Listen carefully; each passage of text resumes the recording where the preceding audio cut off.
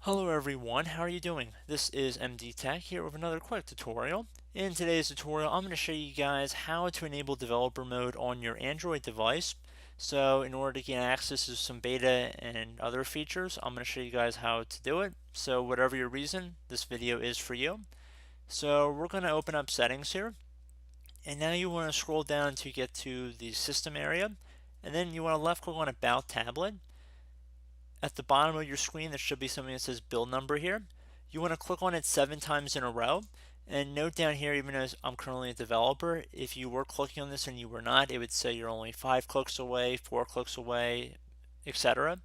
So once you were done doing that and we went back, you would have the developer options area here available to you.